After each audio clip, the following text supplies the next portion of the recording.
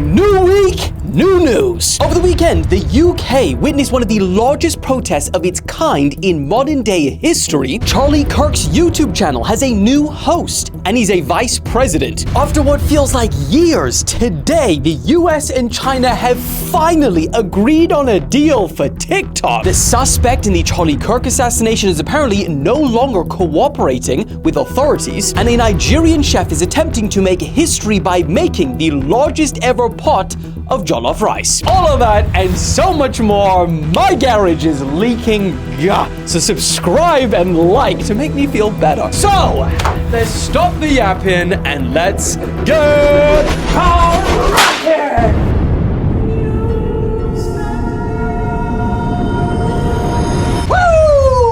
Okay, we gotta start today with this one because it is massive. On Saturday, the UK witnessed one of the largest protests of its kind in modern day history, and that is no exaggeration. It had Charlie Kirk tributes, Elon Musk, counter-protests, wooden crosses, peace, violence, and a whole lot of British flags. Now, it was called the Unite the Kingdom protest or free speech rally, and it was largely organized by a man named Tommy Robinson. Now, police data say that up to 150,000 people turned out, while organizers claim a very different number. They say millions. And it's important to know that police tend to underestimate in these circumstances, and organizers tend to overestimate. So unless you're going to look at that aerial view and count one by one, we're not really gonna know. But regardless of the exact number, point is, it was big. In fact, many reports say that it was one of the largest nationalist rallies in recent memory, perhaps ever. And of course, with someone like that, it doesn't come without opposition. In fact, around 5,000 people joined a nearby counter-protest organized by Stand Up to Racism. The Unite the Kingdom rally had chants for Charlie Kirk, who had just been killed 3 days prior. Many held signs and flags protesting illegal immigration, free speech, and the decline of traditional British culture and Christianity. And while Tommy Robinson, who has criminal convictions himself, repeatedly urged on social media prior to this protest that it needs to remain peaceful and that it needs to be a family day out, it did not necessarily end that way. For example, Elon Musk, who joined by video, called for the British government to be dissolved and then warned the thousands listening that violence is coming for them and they need to fight or die. Whether you choose violence or not, violence is coming to you. You either fight back or you die. You either fight back or you die. Now, on the Elon Musk point, before we go any further, there's already a lot of backlash with him getting involved in foreign countries' politics. Not only because it's very hard to grasp the nuance of another country's political situation, but also because of the sheer weight of his influence. He is the richest man in the world. He owns his own social media platform. In fact, he is the most followed on that platform. We've seen what he did in the 2024 election for America, and that means what he says carries weight. And so telling people in a foreign country that violence is coming for them and that they need to fight or die is exactly the rhetoric that he's been criticizing the liberal media for years. Elon Musk and many other Republicans have argued that this kind of language is what fuels the assassination attempts and assassinations of these conservative figures that we've seen in recent years. He said things like they shouldn't use this kind of charged language where it's like, it's almost violent. They need to fight, and they need to take to the streets. They need to do all of this or else. Yet on Saturday, he did the exact same thing. Now, unfortunately, in this protest, physical violence also broke out because according to police, the protest had actually exceeded the estimates of organizers, which meant that there wasn't enough space for all of them in Whitehall and Parliament Square. And so when certain parts of this really large crowd ignored directions and tried to get into secured areas, 26 police officers were injured with punches, kicks, and projectiles being thrown. At least 25 of these protesters were arrested. But here's the problem. Over the last couple of days since this protest, the coverage of it has been very black and white. They were telling us that this was either a sea of hate-filled racists, or it was simply an army of heroes standing up for the country. And both are true and false, because the reality is so much messier. There were people there that absolutely fit the worst labels. I've seen the videos, there's no denying it. But also in attendance were families, pensioners, church groups, and ordinary people who simply feel like their voices are being ignored. And labeling hundreds of thousands of people one thing doesn't explain why so many people turned up. It just makes it easier to either dismiss them or join them, only contributing to the increasing division. And listen, agree with these protests or disagree with them. There is no denying that this many people taking to the streets is telling us something about where the UK is right now. And simply ignoring that or oversimplifying it might just be the most dangerous part of all. But of course, as always, I'd love to hear what you guys think about this situation. Make sure you put it in the comments, but moving on. Also, over the weekend, we heard something pretty strange. JD Vance announced that he will be hosting the Charlie Kirk Show. And not just that, but he will be hosting it from the freaking White House. Now, if you actually think about it, that's pretty insane. A vice president of the United States being a host for a YouTube channel is something I never thought I would hear. Now, I didn't actually know much about this beforehand, but apparently they have been good friends for several years. And you know, the decision to become the host for his show, I guess there's partly this side where it is purely a tribute for a good friend. But also, I think there's this side to it where JD Vance knows that this is a huge opportunity for the right to come together and show unity and support. Because let's be honest, he could say whatever he's gonna say on Charlie Kirk Show on his own. But doing it on the channel where millions of his fans already subscribing, that's gonna hit different. Now, I don't know what he's gonna say yet, but it's gonna be a very interesting watch. We are literally seeing history being made like every single week right now. It is wild. Moving on. Now, speaking about the whole Charlie Kirk situation, the Utah governor has just come out with a bombshell twist, and he said that the suspect, Tyler Robinson, is no longer cooperating. Pretty big changes in what we thought we knew about this situation. Now, obviously, as you probably know by now, Tyler was only caught because his father convinced him to hand himself in. But over the weekend, it looks like something may have changed because now the governor is saying that he is, quote, not cooperating with authorities and he has not confessed to carrying out the shooting. Now, that is different from what we initially heard. We heard that he confessed to it, or at least to his father. Now, the Utah governor was also asked about a New York Times report that came out over the weekend, which alleged that Tyler had been communicating with others on Discord after the shooting, and that apparently he had made jokes about being the gunman, saying that he was the killer's doppelganger. Now, the governor's response to this was, quote, all we can confirm is that those conversations were definitely happening and that they did not believe that it was actually him. He was all joking until he admitted that it was actually him. Now, here's the thing. For the death penalty, which they are pursuing, they're going to need to have some really solid evidence against him. And only once he is formally charged, which is tomorrow on Tuesday, will we actually know what evidence they have. So without the he said, she said, we'll confirm this on Wednesday, and I'll see you then. Moving on. Oh, and also breaking news for our next story right as we were editing this freaking video. TikTok may have been finally saved once and for all. Gosh. I'm so done. This better be final. And the craziest part to this is that only a few hours earlier, I was in here venting and I was so angry. Only Alex knows how angry I was because the original story was the complete opposite. It was very negative. Because yesterday, when Trump was asked about the deadline for TikTok, which was happening this week yet again, he was asked, was it going to be sold? Is he going to extend the ban? And he said, quote, we may let it die. Or we may not. I don't know. It depends up to China. Bro, never have I ever been so angry hearing the words, we may let it die. Just like that. But luckily, you guys don't have to see that side of me. Because today, we have a actually, I would say probably the most positive news, shut up, on the TikTok ban we've had ever? Because Donald Trump posted, the big trade meeting in Europe between the United States of America and China has gone, all caps, very well. And then he said a deal was also reached on a certain, we know that's TikTok, company that young people in our country very much wanted to save. They will be very happy.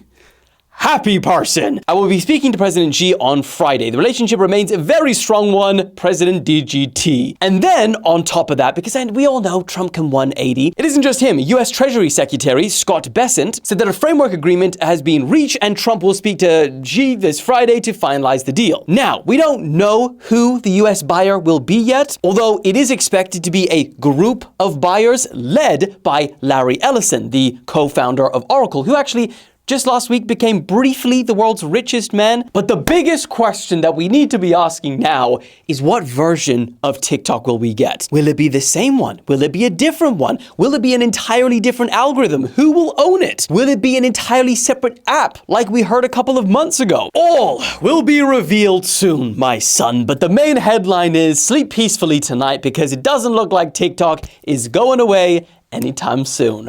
Woo! Moving on! Also, last night on Sunday, we witnessed history at the Emmys. I'm telling you, we're witnessing history every freaking week. And usually, I don't speak about award shows like this because I low-key kind of hate them. And the reason why, save it for another video. But this one is pretty awesome because Owen Cooper won Outstanding Support Actor in a Limited Series, or technical terms, basically for adolescents. And he did so at the age of 15, which makes him the youngest male Emmy winner ever.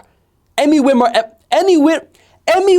ever. Fuck. Corn casserole. And if that wasn't impressive enough, a reminder that this was actually his on-screen debut, his first acting role ever. And low-key, I liked his acceptance speech. Usually it's yap. Let's be honest, usually it's yap. But Alex, play them the best line, because inspiring. Standing up here is just, wow, it's just so surreal.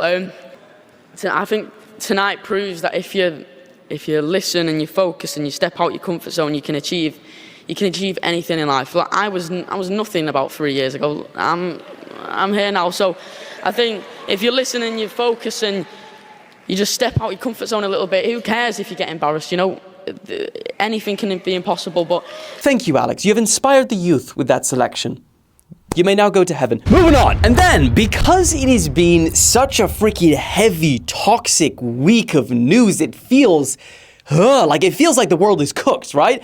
But let me remind you, it is not. With a segment of, I feel like this is important, of...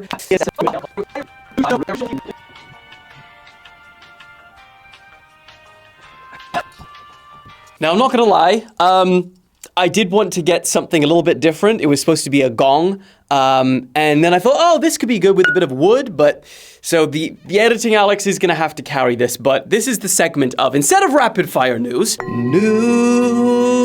to calm your nerves. All right, news to calm your nerves.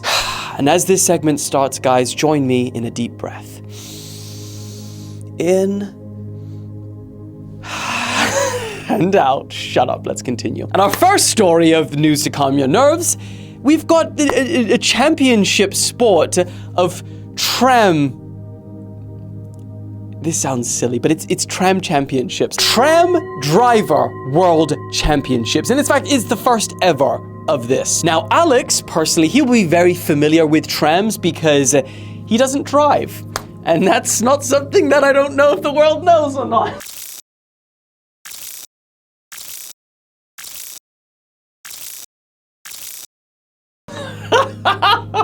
I'm sorry, Alex. You always get screwed in this. If the world doesn't need to know that, Alex, you have the power to cut that out. But just know, if I don't see that, then I will also know that you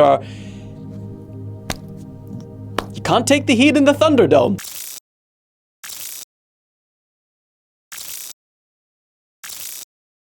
Now, in Tram Driver Championships, 25 teams from across the world competed, and it really consisted of 8 different challenges using the trams, such as bowling and curling. Come on, can you not feel your nerves being calmed right now with this? It also had tests like braking, accelerating smoothly, or precision reversing.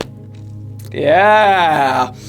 Can feel the nerves flowing out my toes. For example, in the bowling test, they basically had to hit this big red ball into some pins and, just using the only momentum of the tram. For curling, they had to push this bicycle trolley so that it would stop at a specific point, and it actually attracted attention of thousands of people coming to watch it, and millions online. Now, in first place, it was Austria at home. Not a shock because they're using their own trams. Second place was awarded to Poland. Third, this is such a East European. The Americans watching and thinking, what the hell? I don't even know if America has trams necessarily. But anyway, Norway took third and Croatia finished last.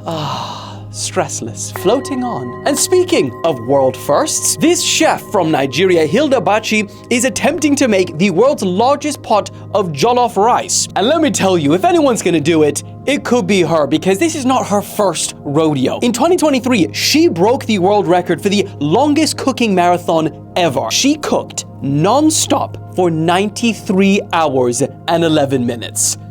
Holy crap. But when it came to the jollof rice and she made this huge pot, and when she went to weigh it, something unbelievable happened. Now, she used for this pot an unbelievable 4,000 kg of rice, which, for example, is the weight of a medium-sized elephant, or if you're not familiar with elephant weights, then 2 cars, roughly. She used 500 cartons of tomato paste, 600 kg of onions, and 168 kg of goat meat.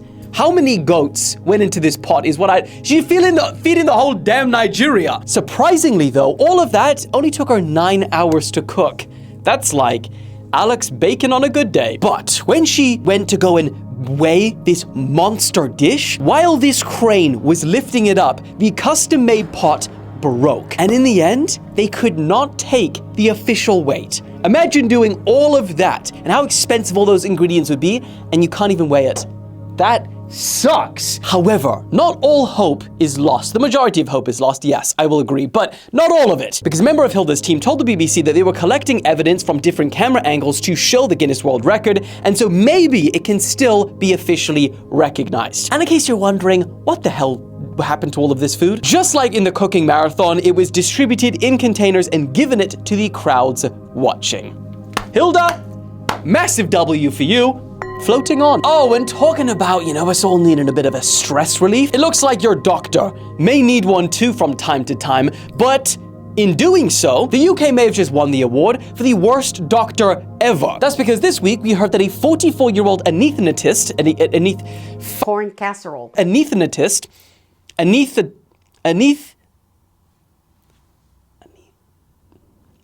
However you say it, in Manchester was caught leaving a patient in the middle of an operation to go have you-know-what with a nurse in another room.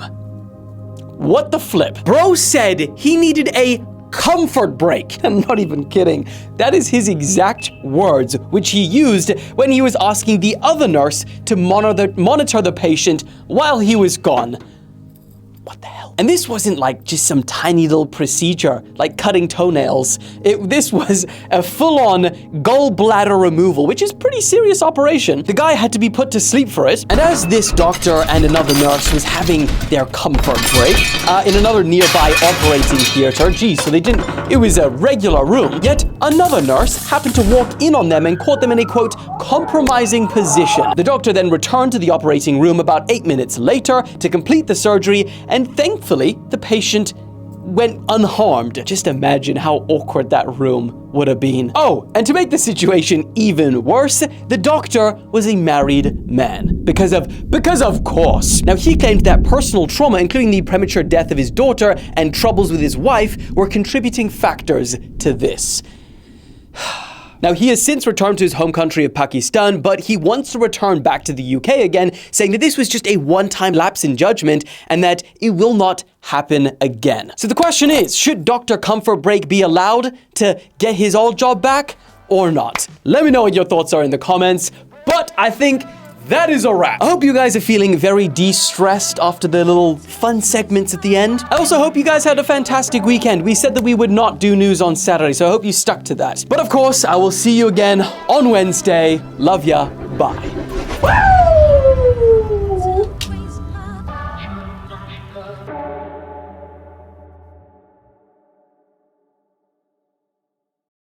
Sorry, Alex. Everywhere else is too dark apart from outside.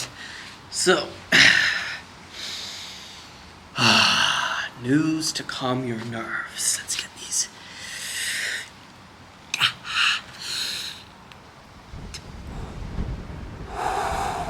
News to calm your nerves.